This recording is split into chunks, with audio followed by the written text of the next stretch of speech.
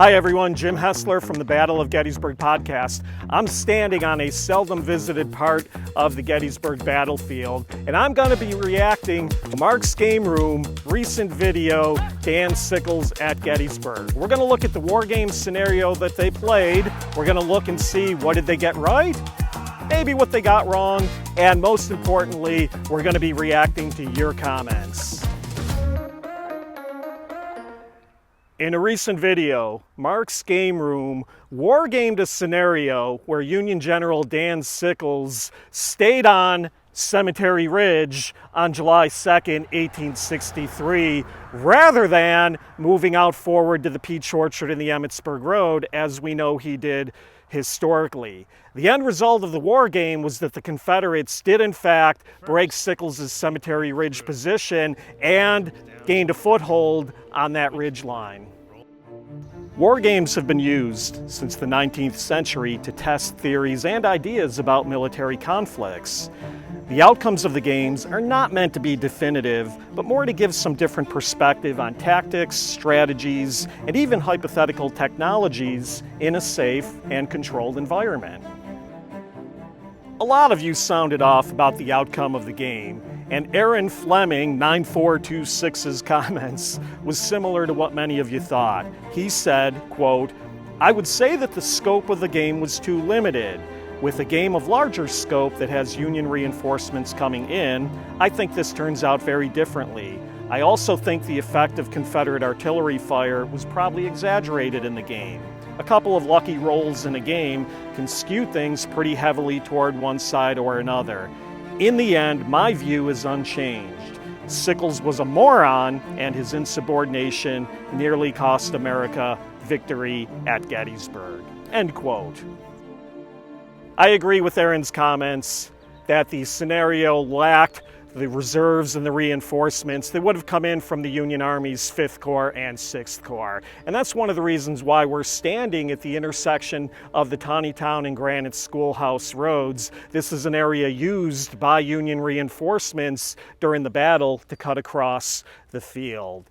The big value of General Meade's fishhook position at Gettysburg was the ability to use interior lines to get reinforcements from one end of the line to the other. So I agree, the scenario lacked the long-term impact of what would have happened with these reinforcements and reserved had Sickles' line been broken on Cemetery Ridge. Mark's Game Room did do a video that was larger in scope, so check that out if you haven't seen it. Aaron also commented that he felt the effects of the Confederate artillery fire were exaggerated, overplayed on this position. One of the things that people should remember that in Lee's strategy for July 2nd, Lee did intend to use that Emmitsburg Road Ridge and Peach Orchard, which hopefully you can make out on the horizon behind me. Lee did intend to use that ridge as an artillery platform to assault this position. So I actually thought the wargaming scenario got the strategy correct. However, you could argue about the effect, since who knows, right? General Lee did occupy that position with his artillery through July 3rd and the infamous assault known as Pickett's Charge. And we do know the value of that position really did not play out on July 3rd. So we could argue that I would agree with Aaron's comments that the effects here on July 2nd, the war game, were exaggerated. But of course, we'll never know.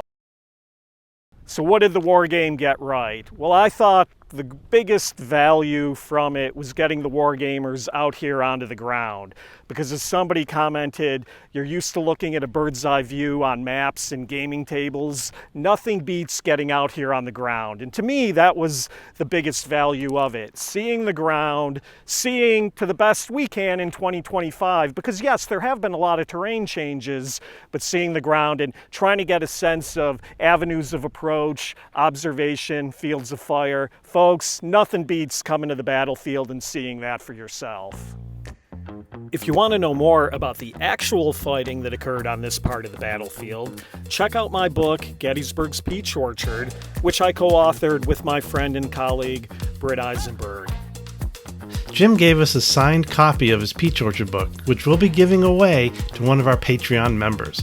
So if you're interested, please consider joining our Patreon. But what does Jim think of Sickles' controversial move?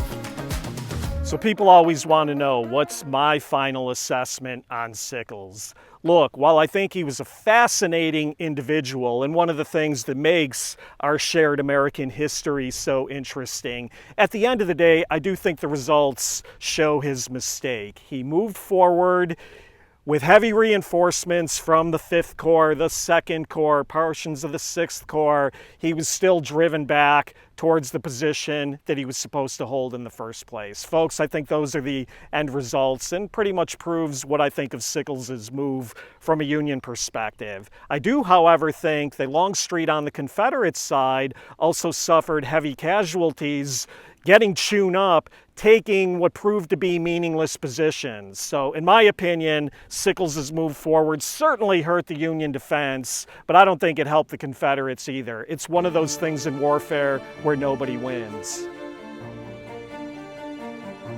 Agree or disagree? Did you like the videos? Do you want to see Mark's Game Room do more Gettysburg? Sound off in the comments and let us know.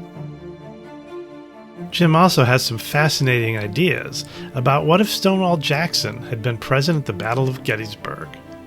And please check out our friends at the 20 Gamified Podcast. They interviewed Matt and Austin recently about this game. And thanks to all the support from our Patreon members who make these videos possible.